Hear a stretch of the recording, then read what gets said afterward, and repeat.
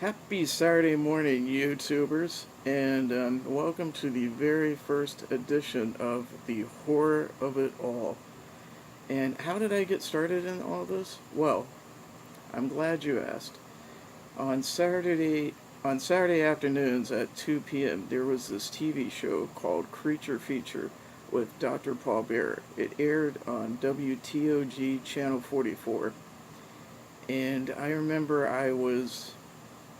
I think, 5 years old. This was in 1977, and my sister was watching TV, so I slowly crept into the living room with a big old-fashioned Sears TV, I think, and with a ancient remote that only had four big buttons that took a lot of effort to press down, but you didn't have to walk up and change the channel. But anyway, I asked if it was okay to watch Creature Feature, and Dr. Paul Bearer came on, and he was hilarious. And the very first movie I remember seeing is this one that I've since purchased on VHS, Tarantula.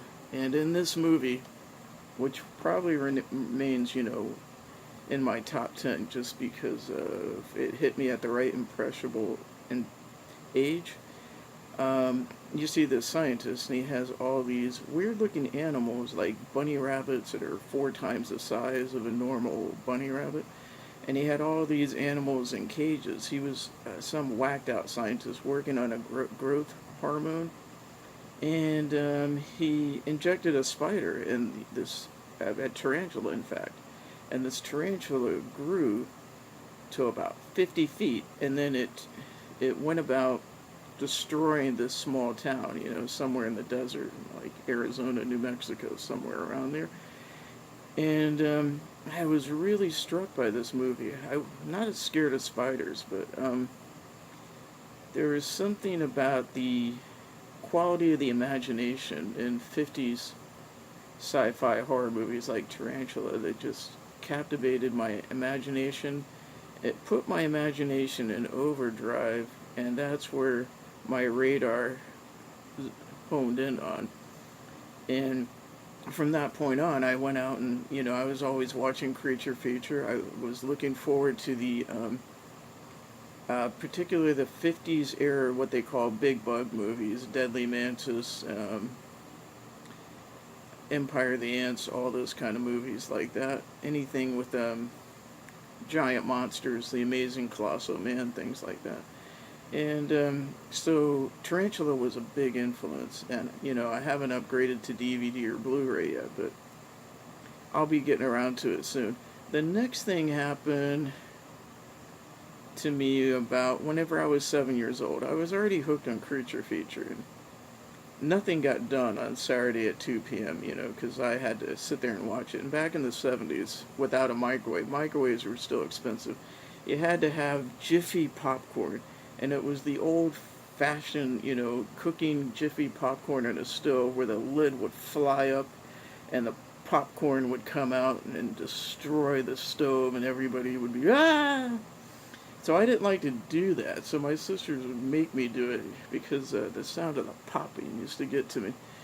Anyway, the next big thing that happened to me was a couple years later. This would have been like 79.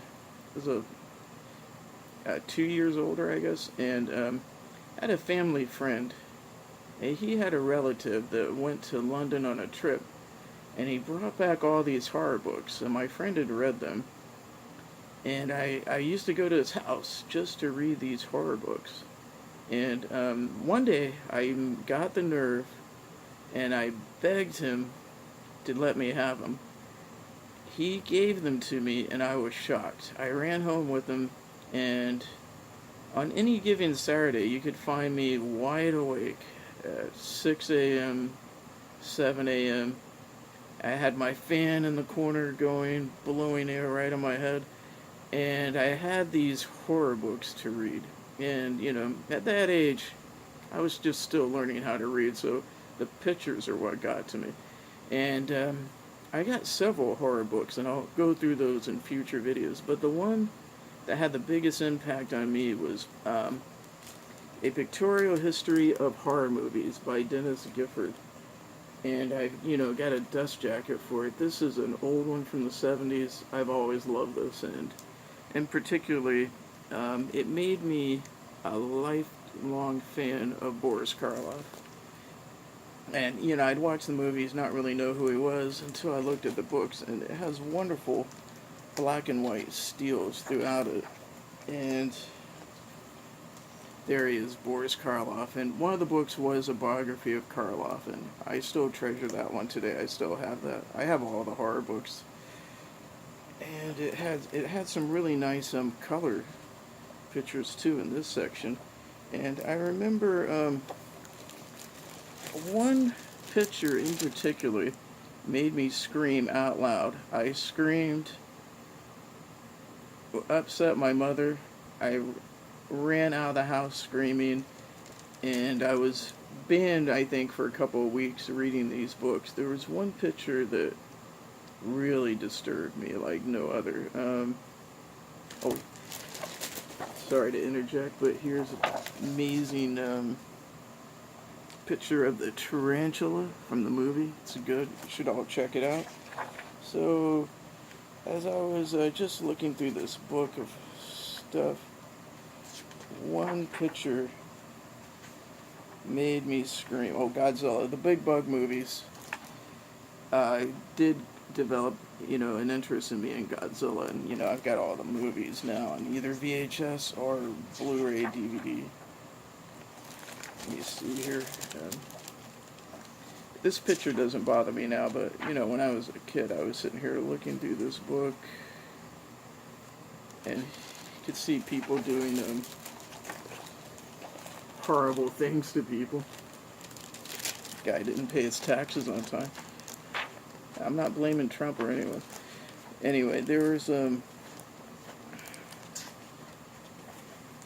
picture back here, way in the back, that they made me scream and run out of the house. And this is it. This picture bothered me so bad. And, it's silly today, but yeah, I dropped the book, screamed, ran out of the house.